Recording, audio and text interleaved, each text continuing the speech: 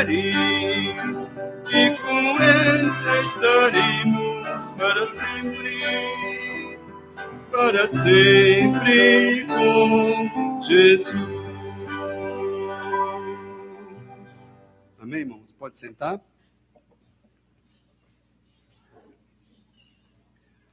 Ainda no espírito de adoração e louvor, nós teremos agora o nosso momento do ofertório. Aqueles irmãos que sentiram o desejo de trazer sua contribuição, suas ofertas, seus dízimos, poderão fazê-lo nesse momento. Temos aqui na frente 2 gasofiláceos e um terceiro lá na entrada da igreja.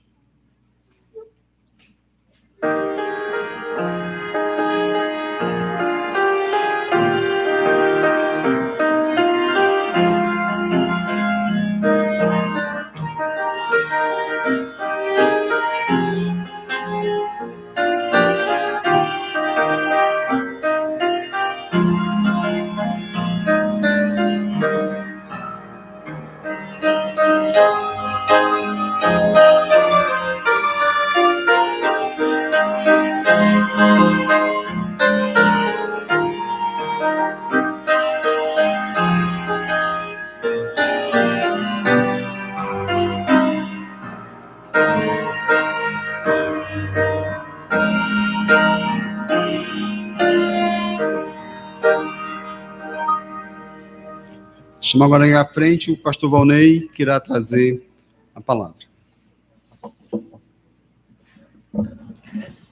Obrigado.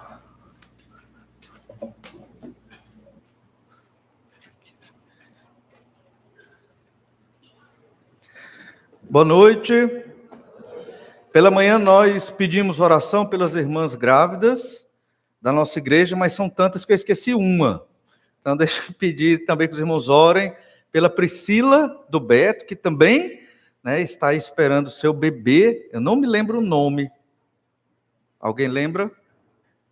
Lembra? Não? Pois é, acho que ela não falou também, mas vamos estar orando por ela também, que está nesse período de gestação. Graças a Deus, porque temos esse tempo maravilhoso para nos reunir e falar de um assunto. Todo assunto da Bíblia é maravilhoso, mas esse de modo todo especial, porque nós vamos tratar de uma das promessas ou profecias sobre o Messias, o Salvador, o Senhor Jesus Cristo. A razão de nos reunirmos aqui é dar glórias a Deus, é dar glórias ao Senhor Jesus. Cada música cantada, oração proferida, leitura da Bíblia foi para o Senhor Jesus Cristo. Cada vez que chegamos na igreja, de corações preparados para isso, nós estamos testemunhando que amamos o Senhor Jesus Cristo, que é a segunda pessoa da Trindade, o Filho, amamos também o Pai e o Espírito Santo. Então, cada vez que lemos diariamente nossa Bíblia, com o espírito de devoção, contritos, estamos testemunhando que amamos o Senhor nosso Deus, assim como cada oração, cada vez que pregamos o Evangelho. Nós não podemos perder o foco do que é a vida do crente em Jesus e do que é a igreja do Senhor Jesus Cristo. Porque, principalmente na nossa época, é muito comum a igreja se tornar um círculo social, um grupo social de amigos, de pessoas que se gostam e que saem juntos, conversam juntos, estão juntos, se ajudam. E a igreja é só isso? Não. Também isso, mas é mais. A igreja é a coluna e o baluarte da verdade. A igreja é o corpo de Cristo.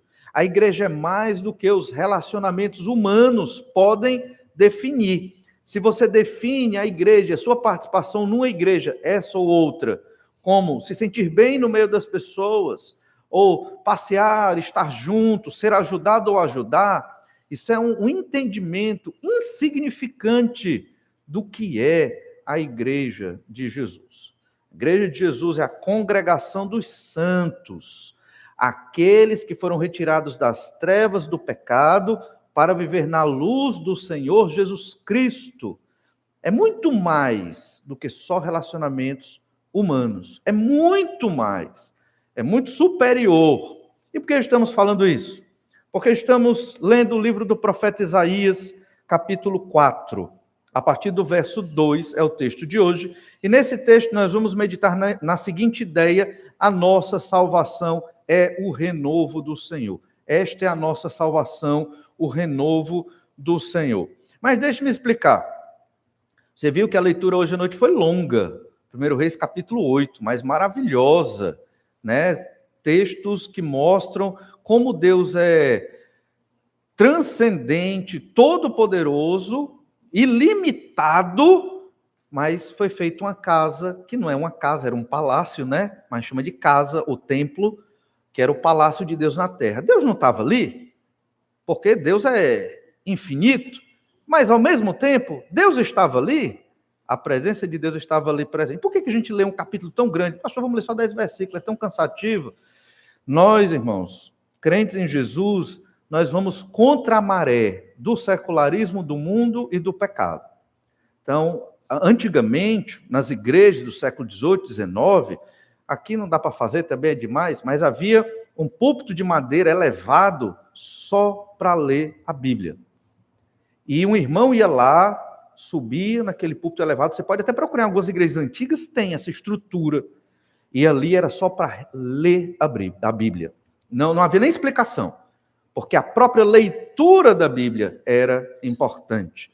E a gente lê sequencialmente, quem está acompanhando e tem a graça de conseguir vir todos os cultos, pela manhã e pela noite do domingo, já leu de Gênesis 1 a 1 Reis 8, né? Passa rápido, já lemos todo o Novo Testamento, já terminam, começar tudo de novo, até a volta do Senhor Jesus Cristo.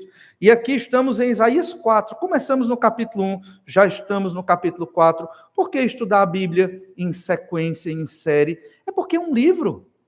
Então você tem que estudar o livro parte após parte, senão como é que você vai entender o livro? Não é verdade? Já pegou um livro e tirou só um pedacinho dele e fala desse pedaço sem ter lido antes e depois? Esquisito, talvez você tenha uma leitura errada daquele livro. Então, dessa forma, nós aprendemos a aprender sobre Deus. O Senhor nosso Deus, Ele é maravilhoso, todo-poderoso, se revelou a nós na Bíblia Sagrada. O Senhor nos enche de alegria, nos enche de paz, nos enche de realização, mas é necessário ter esse estudo da Bíblia atento, cuidadoso, semana após semana, e na sua casa, dia após dia, porque não se conhece Deus de outro modo. Não se conhece Deus sem ler a Bíblia. Já vi muito crente dizendo, eu sinto Deus, eu sinto Deus. E aí, irmão, já leu a Bíblia quantas vezes? Não, pastor, estou tentando terminar o Novo Testamento. Honestamente, o que é que eu digo? Você não conhece Deus. Está me julgando? Estou julgando as suas obras. Obras, um crente que não lê a Bíblia não conhece Deus. Pode ter uma emoção. Tem pessoas que têm emoção com os demônios também. Tem pessoas que têm emoções de várias formas esquisitas e pecaminosas, emoções de êxtase. São emoções corretas? Não. Então, temos que ter esse estudo. Por isso, lemos capítulos grandes e estudamos a Bíblia sequencialmente para conhecer Deus. Deus se revela aqui, Bíblia Sagrada. Por isso, o capítulo de hoje é um capítulo de esperança. Nossa salvação é o renovo do Senhor. Isaías 4, verso 2 diz assim: naquele dia, o renovo do Senhor será de beleza e de glória, e o fruto da terra, orgulho e adorno para os de Israel que forem salvos. Será que os restantes de Sião e os que ficarem em Jerusalém serão chamados santos, todos os que estão inscritos em Jerusalém para a vida, quando o Senhor lavar a imundícia das filhas de Sião e limpar Jerusalém da culpa do sangue do meio dela, com o espírito de justiça e com o espírito purificador.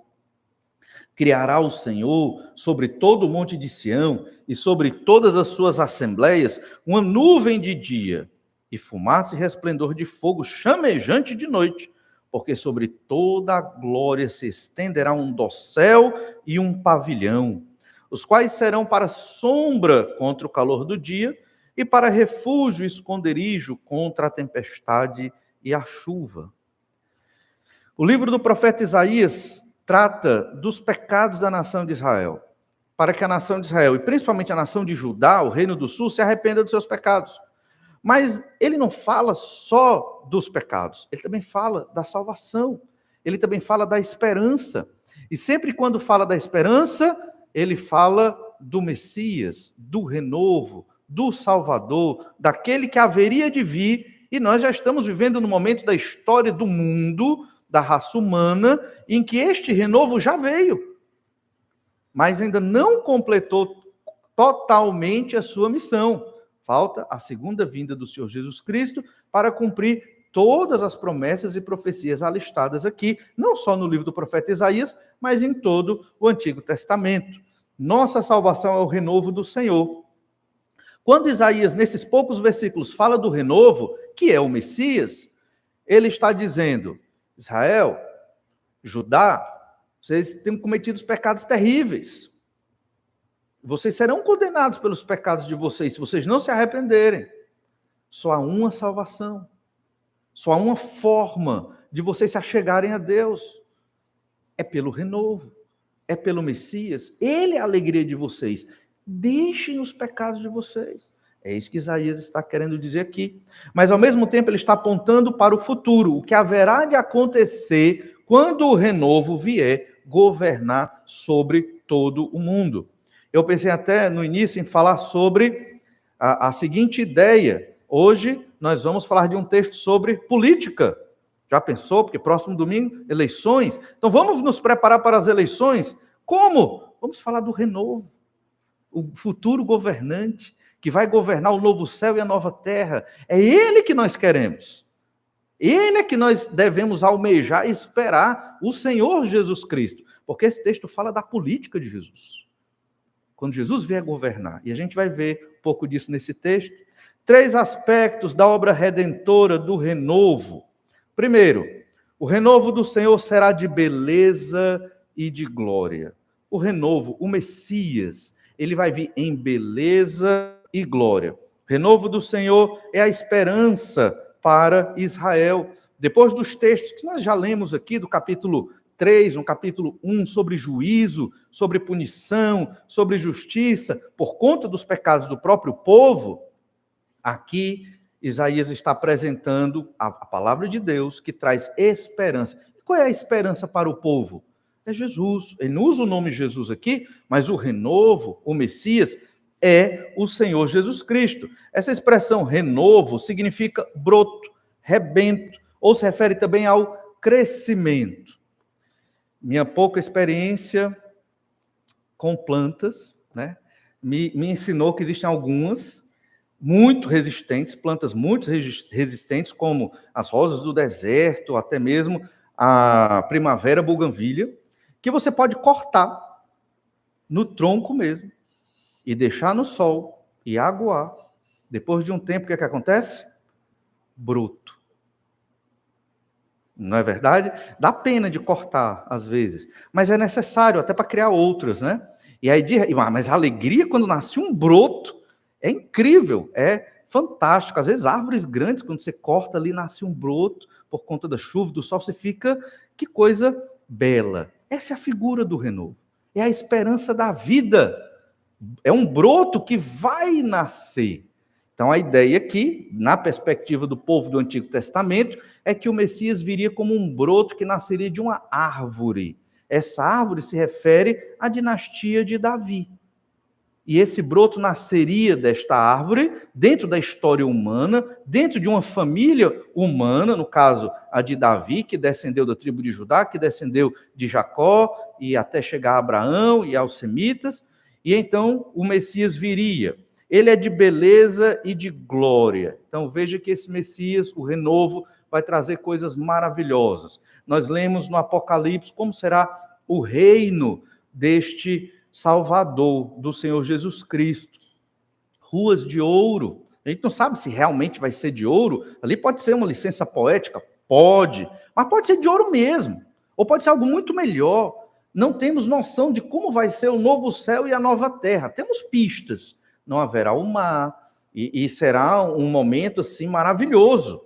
Então será uma vida eterna com Deus, num corpo ressuscitado por toda a eternidade, vivendo com o Senhor. Será uma vida indizível, sem problema, luto, dor, sofrimento, incrível, beleza e glória. Nós vamos experimentar quando da vinda do renovo.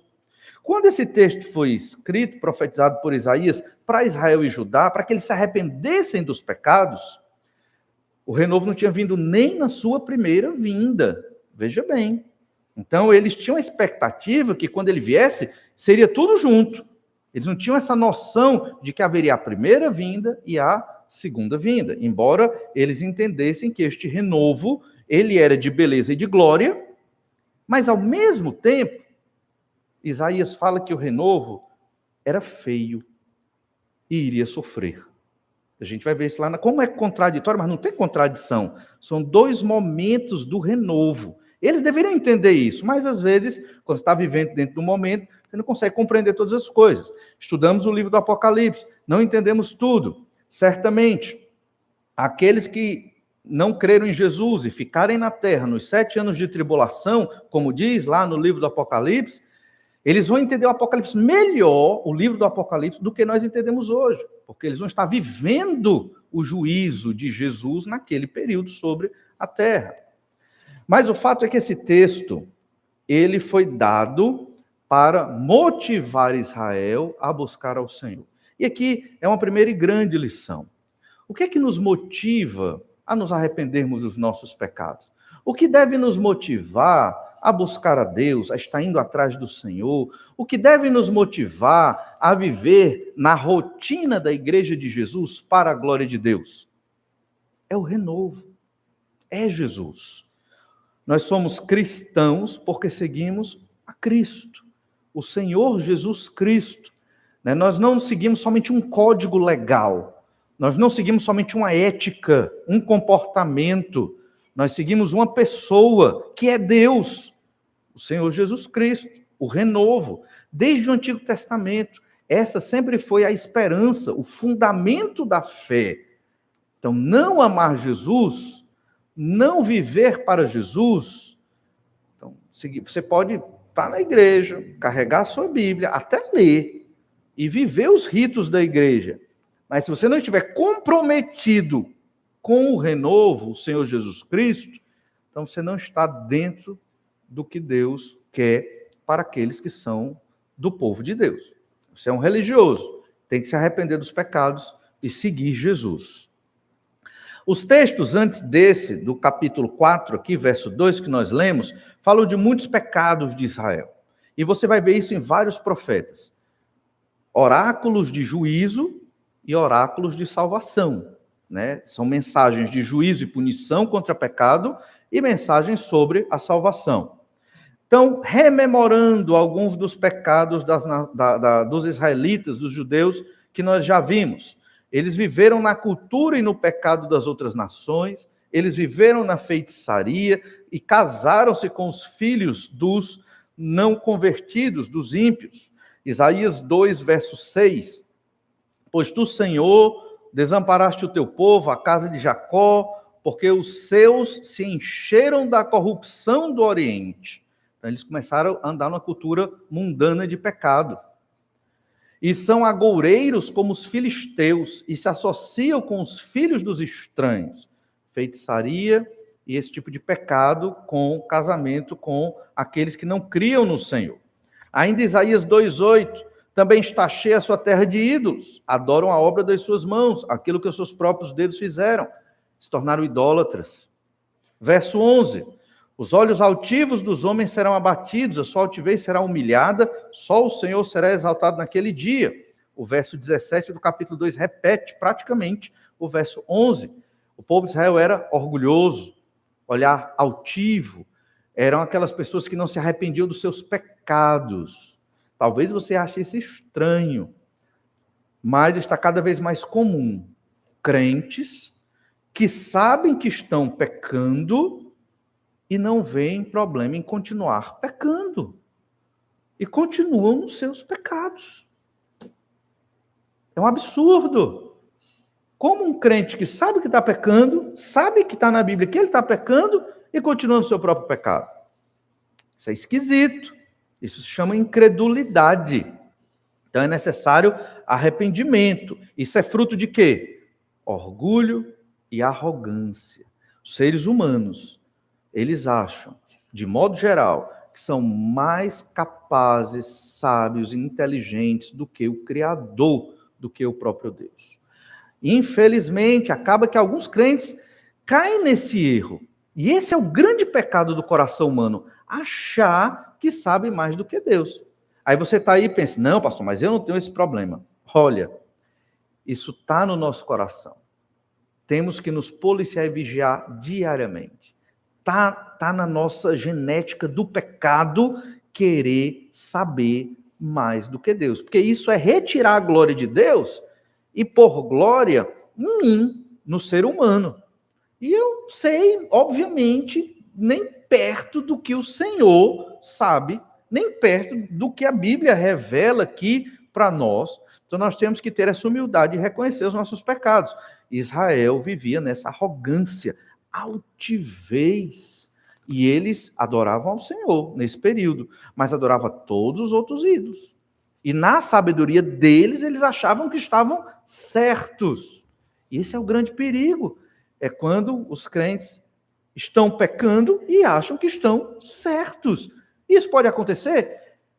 Mais comum do que você pode imaginar. Não queira ser assim. Temos que lutar para não sermos assim. E para isso é necessário ler muito a Bíblia Sagrada. Orar ao Senhor, suplicar. Senhor, não me deixa ser orgulhoso, não me deixa ser altivo, não me deixa achar que eu sei mais do que a tua própria palavra. O povo de Israel estava desse jeito. Em Isaías capítulo 3, verso 12, nós lemos também sobre os pecados de Israel, recapitulando. Os opressores do meu povo são crianças e mulheres, estão à testa do seu governo. Ó povo meu, os que te guiam te enganam, destroem o caminho por onde deve seguir. Então, o povo de Israel não respeitava mais os anciãos. O povo de Israel não queria mais certas autoridades sobre si. E então estavam ali crianças, mulheres governando o povo. Nós já explicamos isso em outro momento, não é nenhum tipo de opressão às mulheres naquela época. Pelo contrário, até porque muitas dessas mulheres que estavam no comando, elas tinham uma série de pecados, né, de vaidade exacerbada e uma série de outros pecados também. E então, Isaías 3,14 diz: o Senhor entra em juízo contra os anciãos do seu povo e contra os seus príncipes. Vós sois os que consumistes esta vinha, o que roubaste do pobre está em vossa casa. E os anciãos que estavam ali e os príncipes que governavam eram corruptos. Sugavam a vinha. A vinha é Israel. Estavam sugando as riquezas de Israel para eles e o povo padecendo. E no verso 16, sobre os pecados de Israel, diz ainda mais o Senhor: visto que são altivas as filhas de Sião e andam de pescoço emproado, de olhares impudentes, andam a passos curtos, fazendo tinir os ornamentos de seus pés, o Senhor fará tinhosa a cabeça das filhas de Sião, o Senhor porá descobertas suas vergonhas. Elas eram orgulhosas, se preocupavam mais com a sua vaidade, era exacerbado. Nós vimos em outro domingo que não tem problema as mulheres crentes serem bonitas, óbvio, e se enfeitarem não é um problema, mas o excesso disso, né, e o desprezo às qualidades da mulher cristã, como descritas na Bíblia Sagrada, isso traz muitos problemas para ela mesma e para toda a sua família. Esses eram os pecados, e tem outros que a gente resumiu aqui, pecados em que Israel estava vivendo. E no final desse texto, que acaba no capítulo 4, verso 1, Isaías fala sobre o renovo. Por quê? Porque ele é a esperança. Porque ele é a alegria, ele é o fundamento. Deixem todos esses pecados, porque o renovo virá governar todas as coisas. O renovo trará a plena e poderosa salvação. Isso é mais importante do que tudo. Esse texto, irmãos, aproximadamente foi escrito no século VIII a.C. 800 anos, aproximadamente 800 anos antes de Cristo. Estamos vivendo 2022. Bota aí 2.800 anos, 2.700 e poucos anos, acho que eu fiz as contas direitinho aqui, que esse texto foi escrito, que isso foi pregado para a nação de Israel. Já pensou? Olha, se no início do século XX, não tinha internet, não tinha TV, eu nem sei se tinha carro, talvez tinha no final do século XIX, né? Não sei, não me lembro, tinha, né? Mas muitas das tecnologias de hoje não existiam no começo do século XX. Esse texto aqui ultrapassou já mais de 2.000 anos. E a esperança é a mesma. A base e o fundamento é o mesmo. Porque o ser humano, embora as tecnologias tenham mudado, ele é o mesmo, pecador, que precisa de Deus. O renovo é a nossa salvação, é a nossa esperança. E temos que entender que essa pregação de hoje, ela é um milagre, irmãos. Não porque eu estou pregando aqui, não, mas porque esse texto é um milagre. Quantos séculos isso já não foi pregado? Desde Adão até hoje, nem temos como contar. Esta mensagem continua sendo proclamada e vai continuar sendo, até a chegada do renovo do Senhor Jesus Cristo. Isso não é uma questão de mera religião batista. A gente tem rótulos, porque tem que ter questões históricas, mas não é uma questão da religião batista, é uma questão da mensagem de Deus para toda a humanidade.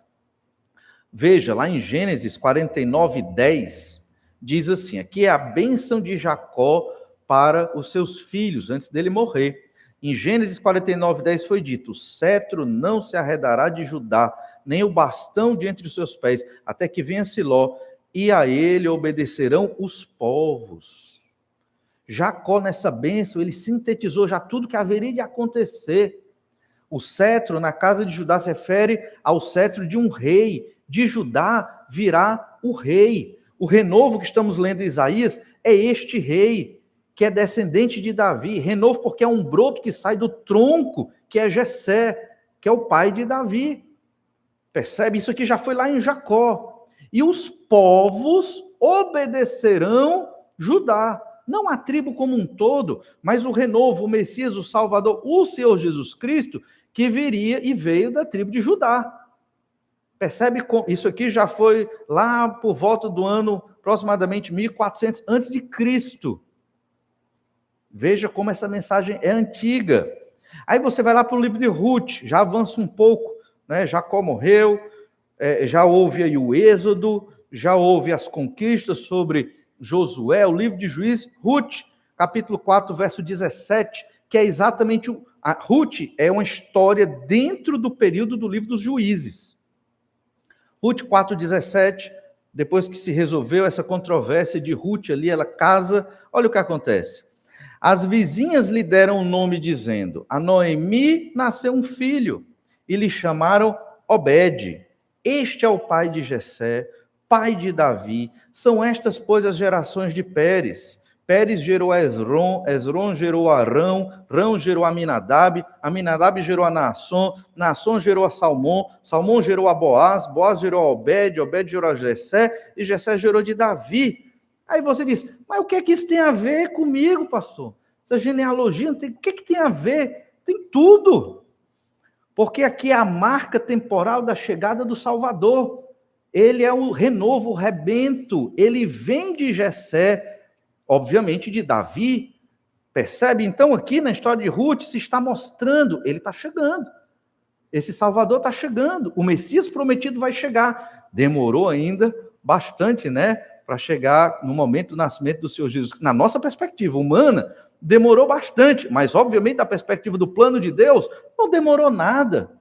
E em breve o Senhor Jesus vai voltar, vai retornar e vai cumprir esta promessa e profecia aqui de Isaías capítulo 4, que nós estamos estudando. Porque esta é a esperança, essa é a salvação, é isso que nos motiva. Tivermos naqueles dias difíceis, de problemas, de frustrações, de decepções, de enfermidades, é esses textos que nós devemos ler. Essa nossa vida, ela é efêmera, no sentido de ser passageira.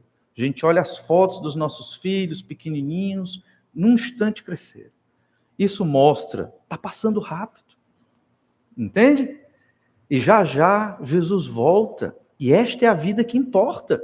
A vida de hoje é um parêntese, é uma preparação para chegarmos na vida eterna com o Senhor. Isso deve nos... E essa é a ideia de Isaías. Israel, Judá, se arrependam dos seus pecados. Vivam para a glória de Deus. Deixe essas coisas erradas que vocês estão fazendo, a idolatria, a feitiçaria, tudo isso. E vivam para o Senhor. Vivam para o Senhor, porque o renovo vai chegar. Esta é a nossa salvação.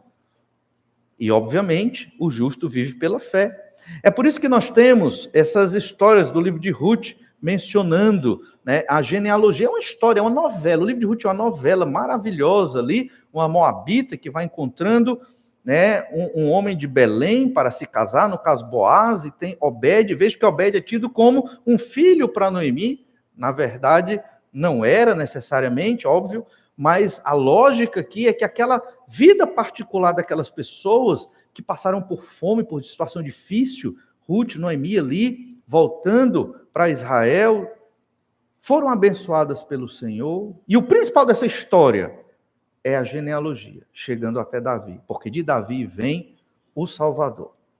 Nós também temos as nossas vidas particulares, os nossos dilemas e questões, mas aí é que está a história, é que para que das nossas vidas salte o testemunho para o Senhor Jesus Cristo, sobre o Senhor Jesus Cristo, é que das nossas vidas particulares, trabalhos, negócios, correria, situações que temos que tratar mesmo ao longo da semana, mas que desta vida brilhe o Senhor Jesus Cristo. Então, essa é a história da salvação. E nós estamos lendo isso em Isaías 4, porque é o que deve nos trazer esperança. Não é a primeira vez que os profetas falam do renovo, certo? Não é a primeira vez. Um dos textos bem conhecidos sobre o renovo é Isaías 11, verso 1. Isaías 11, 1 diz: do tronco de Jessé sairá um rebento, e das suas raízes um renovo. Então, obviamente, de Jessé, por meio de Davi, viria o renovo. E quando você lê, e aqui, Davi já tinha vindo, Davi já tinha reinado aqui, obviamente, Salomão, o templo já tinha sido dividido, né? Então já muitas coisas haviam acontecido nesse momento aqui, mas o que é interessante é compreender que eles tinham a esperança da chegada do Salvador, a esperança messiânica, a esperança da chegada do governante que é Deus, né, que iria trazer salvação, força, paz, beleza e glória para todo o povo. Veio o cativeiro, logo depois de Isaías, séculos depois, e o povo se desanimou. E aí foi escrito o livro de Crônicas. O que é o livro de Crônicas? É um resumo do livro de Reis, mas que fala da família de Davi e da esperança messiânica, para animar o povo novamente a esperar o seu Salvador. Pensando nisso, todos os textos de Isaías que falam do rebento estão falando da promessa que foi dada a Davi, que a gente chama de aliança davídica. Está lá em 2 Samuel, capítulo 7, verso 12. Interessante que hoje nós lemos 1 Reis 8, que é o texto que fala da consagração do templo de Salomão. Olha o que diz lá em 2 Samuel 7, 12. Quando teus dias se cumprirem e descansares com teus pais, Deus falando para Davi, então farei levantar depois de ti o teu descendente, que procederá de ti, e estabelecerei o seu reino. Até aqui a gente pode pensar, bem, é Salomão. Aqui nesse capítulo 7, Davi tinha construído o seu palácio e pensou, Deus tem que ter um palácio também. Como posso eu viver num palácio e a arca do Senhor está numa tenda? Vou construir um palácio para Deus. Só que Deus disse, não, mas não dá para você construir, porque você é um homem de sangue, cometeu muitos pecados, muitos assassínios, o seu descendente vai construir esse palácio. Você vai preparar a construção, mas ele é quem vai construir. Só que esse texto vai falar mais do que isso. Vai falar de quê? de que um descendente de Davi iria reinar por toda a eternidade. É o que diz 2 Samuel 7,16. Porém, a tua casa e o teu reino serão firmados para sempre diante de ti. Teu trono será estabelecido para sempre. Pergunta: tem alguém reinando hoje no trono de Davi lá em Jerusalém? Não tem. Eles ainda podem ter até a linhagem, mas não tem ninguém reinando lá, certo? Mas este que vai reinar, descendente de Davi, é o Senhor Jesus Cristo. E já reina como Deus, obviamente, sobre todas as coisas, mas voltará, principalmente no período milenar, a reinar nesta terra para a glória de Deus. E é exatamente o que a gente lê em Isaías capítulo 4, do verso 2 ao verso 6, o renovo reinando e governando sobre todas as coisas, trazendo paz, proteção, alegria, justiça, tudo o que nós queremos.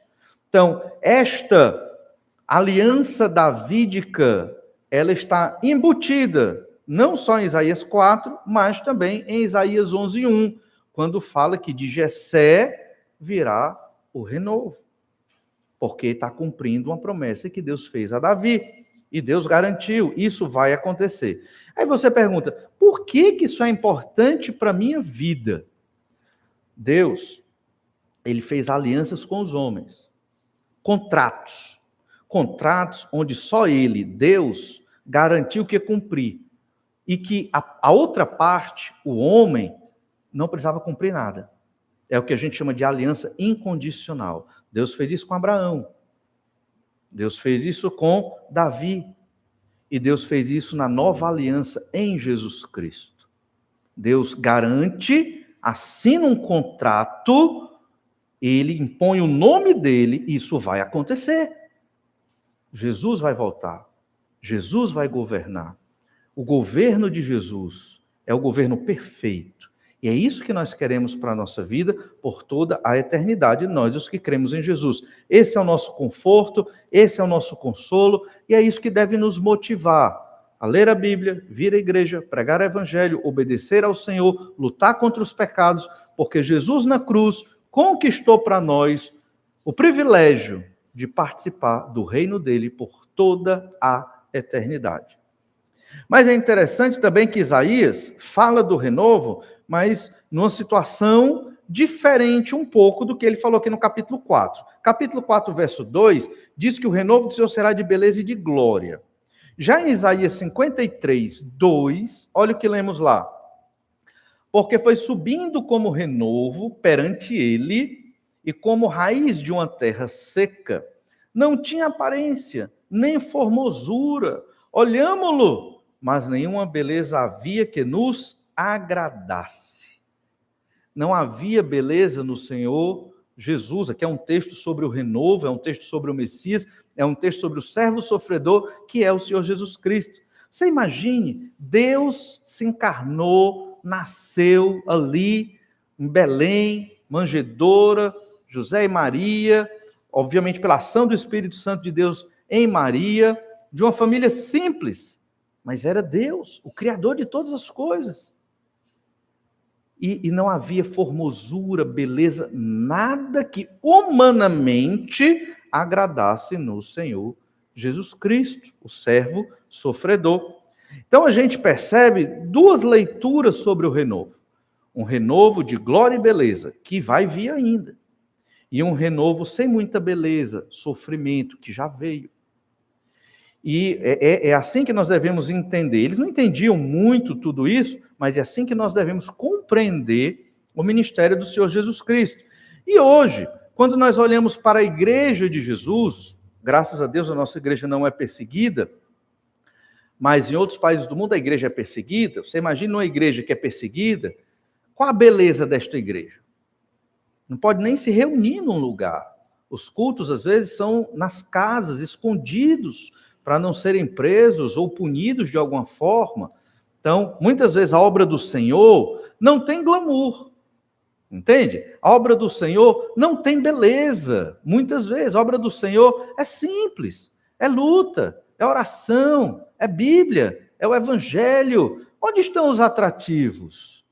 Muitas igrejas da modernidade têm procurado muitos atrativos para embelezar a obra de Deus. E eu não estou dizendo que a obra do Senhor na igreja não é boa e maravilhosa. É para aqueles que creem no nome do Senhor Jesus Cristo, amam estar na igreja, amam proclamar o evangelho, porque entendem a beleza da obra do Senhor. Mas para outras pessoas, é um negócio enfadonho, é um negócio chato, é um negócio triste, é um negócio às vezes até sem sentido. Por que estamos aqui? Certamente porque temos essa esperança no renovo, no Senhor Jesus Cristo, que virá em beleza e glória, e nós participaremos do reino dele. Esse é um ensino sobre política, mas excelente, que nós devemos guardar no nosso coração. Mas não foi só Isaías que falou do renovo, outros profetas também falaram do renovo.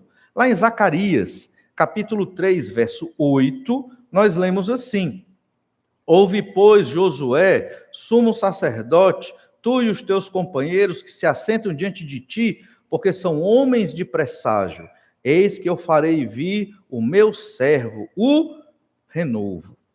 Isaías profetizou sobre o renovo antes do cativeiro. Zacarias profetiza já depois do cativeiro. Zacarias trabalhou no ministério de Ageu também, 2 profetas, que pregaram para que o templo fosse reconstruído. Havia muita dificuldade para reconstruir o templo depois que foi destruído no período do cativeiro pelos babilônios. E havia muita dificuldade, muita perseguição, desânimo. Ficou muito tempo só os alicerces.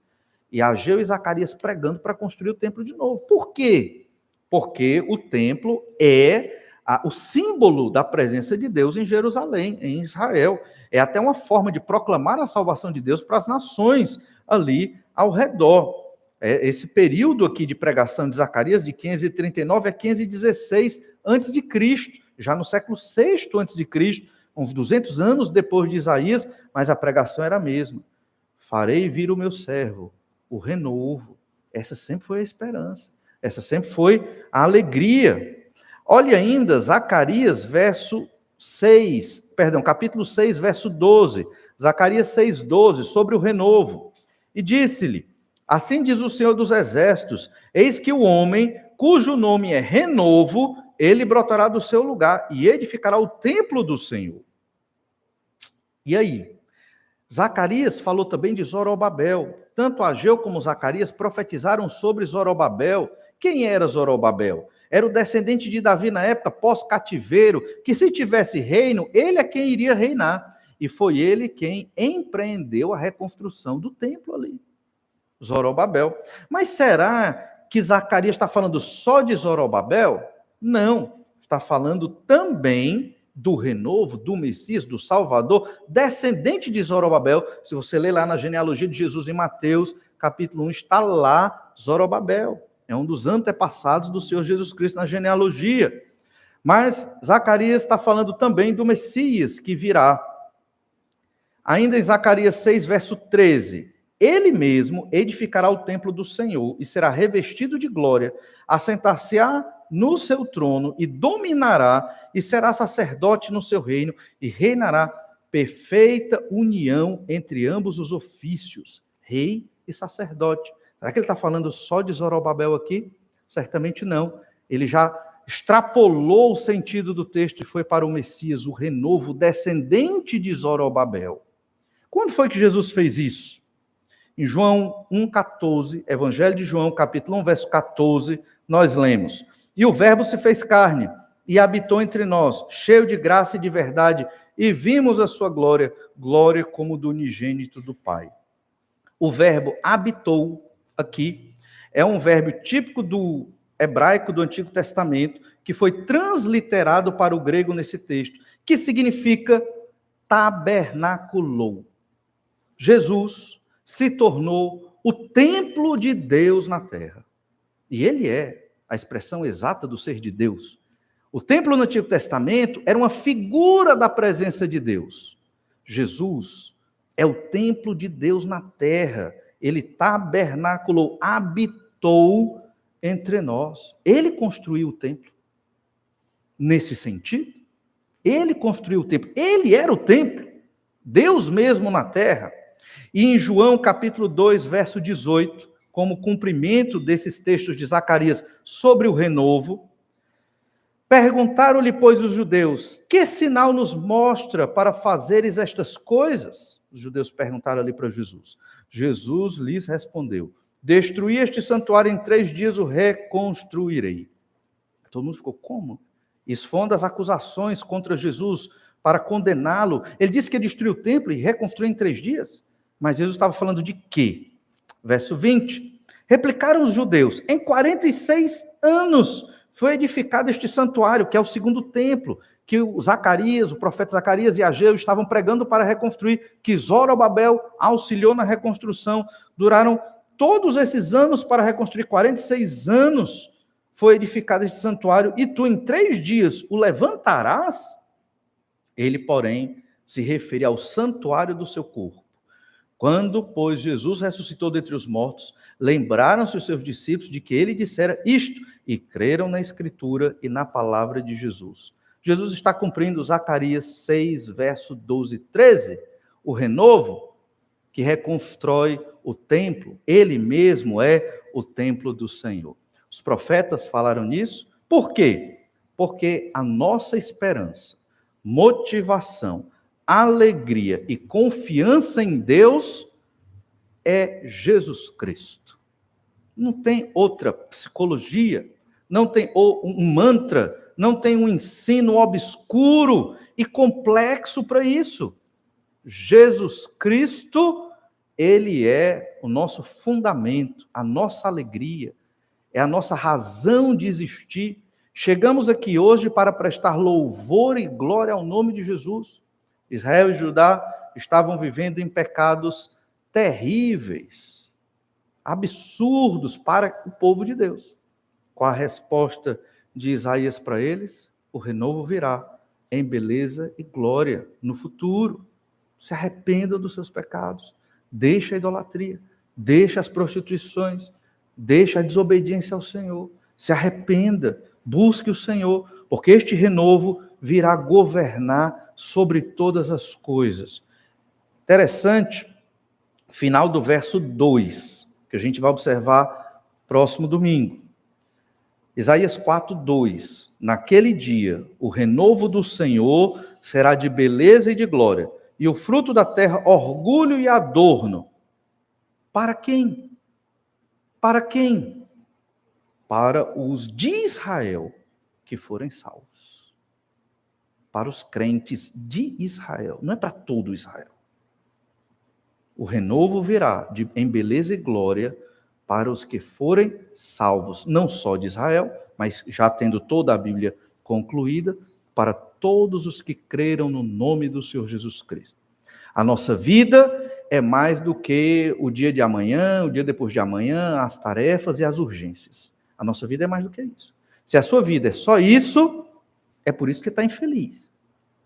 É por isso que você está triste. É por isso que você reclama. É por isso que você não está satisfeito. Porque a sua vida é só aqui nessa terra, nos problemas daqui. Você não vive pela fé. Não aguarda o renovo, a salvação prometida. Já somos salvos em Cristo, não por merecimento, mas pelo sacrifício de Jesus. Mas essa salvação não se consumou. Ainda vamos viver plena alegria e felicidade do novo céu e nova terra. E esta é a nossa plena e poderosa salvação conquistada pelo Senhor Jesus Cristo. Quinta-feira, muitos dos irmãos aqui da igreja foram lá no culto de adoração a Deus pela partida da irmã Carminha, né? Mãe do pastor Mauro, que foi pastor dessa igreja há muitos anos. No mesmo momento, estava tendo um culto fúnebre de outra religião. E ali o desespero, o choro, o abatimento e a tristeza. Mas lá, quando estávamos adorando a Deus pela vida da irmã Carminha, que estava com o Senhor, quem foi lá viu, nós saímos dali edificados. É um negócio, quando você para pensar, isso é incrível, é sobrenatural. Foi edificação, testemunhos do que aquela irmã trouxe, né, de bênção para muitas pessoas. E cada crente que falava ali, cada crente que testemunhava, apresentava coisas que todos sabíamos da vida daquela senhora que viveu testemunhando do Senhor, pecadora, como todos nós, mas buscou ao Senhor, pregou o evangelho, estava ali junto dos irmãos, e quem conhece a irmã Carminha sabe muito bem disso. Então, estava lá o corpo dela, estava lá, a matéria morta, mas ela viva com o Senhor Jesus Cristo, viva com Jesus. E os crentes ali, sim, alguns chorosos, sim, pela saudade, mas a alegria, uma alegria sobrenatural, uma alegria assim de outro mundo, uma coisa maravilhosa, porque aqueles crentes ali entendiam a esperança no renovo no Senhor Jesus. Vamos orar, pedir que o Senhor nos abençoe para vivermos assim. Te louvo, ó Deus, porque o Senhor é um Deus maravilhoso e todo-poderoso. Obrigado, Pai amado, porque nos reunimos hoje para adorar o Teu nome, para que o Senhor seja o centro do nosso culto e o centro das nossas vidas. Lutamos, Pai amado, diariamente para colocar o Senhor no centro das nossas vidas. Ajuda-nos, à luz da Tua palavra, para termos firmado na nossa mente, na nossa vida, o entendimento de que a nossa alegria, a nossa esperança, naquilo em que depositamos a nossa confiança e felicidade, é no Senhor Jesus Cristo. Capacita-nos, ó Pai, a termos esta fé e ampliarmos a nossa fé, à luz da Tua palavra, para vivermos nesta plenitude de confiança, de força, que só vem do Senhor. Nos ajuda, ó Pai, a cada dia nos desapegarmos das coisas desta terra, nos preparando para a nossa morada no novo céu e nova terra, no governo do Senhor e do Senhor Jesus Cristo. Nos abençoe e nos fortalece, ó Pai, o que te pedimos em nome de Jesus. Amém. Deus esteja lhe abençoando sua semana, leia sua Bíblia, ore ao Senhor e aproveite para orar um pouco mais a Deus agora nesse momento de oração silenciosa. Deus abençoe e uma boa noite a todos.